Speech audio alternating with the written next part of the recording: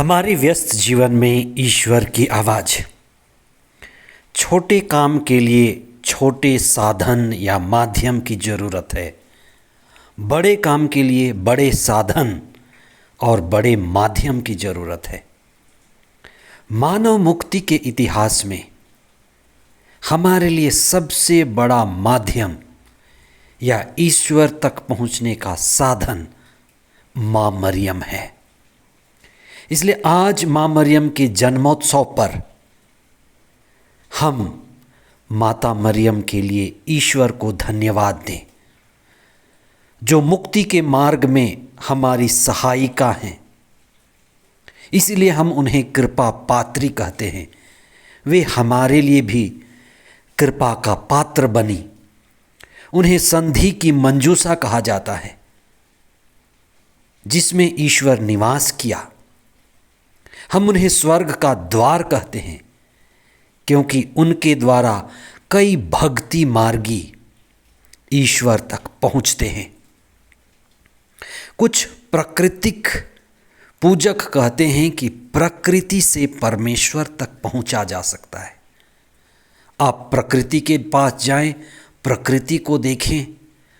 प्रकृति में ईश्वर के चेहरे की झलक दिखाई देती है। माता मरियम हमारे लिए सबसे शक्तिशाली माध्यम है।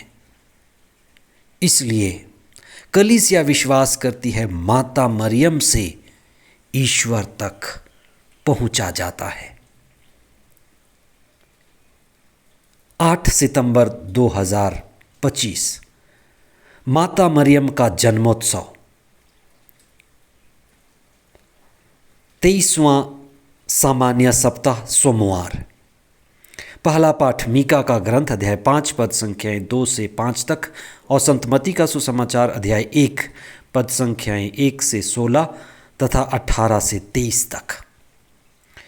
यहूदियों की एक धार्मिक किताब कहती है, ईश्वर सब जगह उपस्थित है लेकिन दिखाई नहीं देता। सृष्टिकर्ता ईश्वर सब जगह उपस्थित है लेकिन दिखाई नहीं देता, इसलिए उसने माताओं को बनाया। हमारे लिए माँ मरियम सबसे महत्वपूर्ण है। हर एक व्यक्ति के जीवन में माँ की भूमिका सबसे अहम होती है। हमारे मानव जाति के मुक्ति इतिहास में माँ मरियम का योगदान सबसे अहम है। यह हमारा सौभाग्य है कि 8 सितंबर को हर साल हम माँ मरियम का जन्मदिन मनाते हैं और हम माँ मरियम के मुक्ति इतिहास में उनके अपार योगदान के लिए ईश्वर को धन्यवाद देते हैं। कहा जाता है, जैसा पेड़ वैसा फल। माँ मरियम जो जोआकिम और अन्ना के घर में एक नन्ही बालिका के रूप में आई, उनके जन्म से हम इस बात पर चिंतन करते हैं कि जब भी ईश्वर हमारी इस धरती में कोई बड़ा महत्वपूर्ण काम करता है तो वह मनुष्यों के साथ उनके सहयोग और उनकी सहमति चाहता है।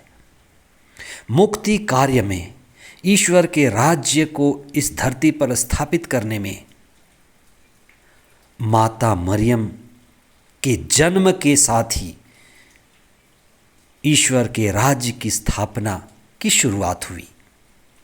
आज का सुसमाचार ईसा के जन्म से पहले माँ मरियम और संत योसेफ के द्वारा एक परिवार के निर्माण की बात कहता है।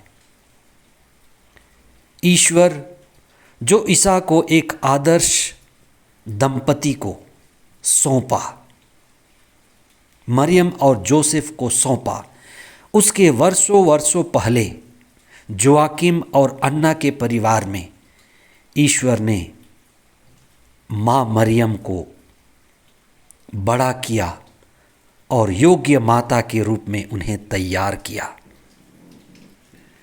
कुंवारी मरियम का जन्म एक धार्मिक दंपति जोआकिम और अन्ना के घर में हुआ। कहा जाता है जोआकिम और अन्ना बड़े धार्मिक दंपति थे। उनकी कोई संतान नहीं थी और वे सतत संतान के लिए प्रार्थना करते थे और यही कहते थे कि जो भी बच्चा हमें ईश्वर से मिलेगा हम उसे प्रभु को समर्पित कर देंगे। आज के पहले पाठ में नबी मीका ने वर्षों पहले कुंवारी मरियम के द्वारा ईश्वर के पुत्र का इस राज्य जो स्थापित किया जाना है, ईश्वर का राज्य, उसके जन्म लेने और प्रभु के जन्म लेने से पूरे यहूदी साम्राज्य में गरिमा बढ़ाने और मानव मुक्ति का कार्य शुरू करने की बात कही है। माँ मरियम के जन्म के द्वारा ही, माँ मरियम के जन्म के साथ ही मानव मुक्ति का कार्य शुरू हुआ। इसलिए माँ मरियम जो हमारे मुक्ति कार्य में सहायिका हैं, माध्यम हैं, हम उनके लिए ईश्वर को धन्यवाद देते हैं। माँ मरियम को हम कृपा पात्री कहते हैं क्योंकि वे ईसा को ग्रहण की और ईश्वर उनके ऊपर जो भी कृपा उंडेल सकते थे उसके द्वारा आज भी हमें कृपा मिलती है। इसलिए हम उनके इस जन्म दिवस पर ईश्वर को धन्यवाद दें और माता मरियम के द्वारा विशेष करके कलीसिया में और सारे संसार में लड़की बच्चियों के लिए, उनकी सुरक्षा के लिए, उनके जीवन में स्थान और उनको प्रभु की आशीष और कृपा के लिए, सुरक्षा के लिए हम विशेष प्रार्थना करें। माँ मरियम हमारे लिए, हमारे परिवारों के लिए विशेष प्रार्थना करें।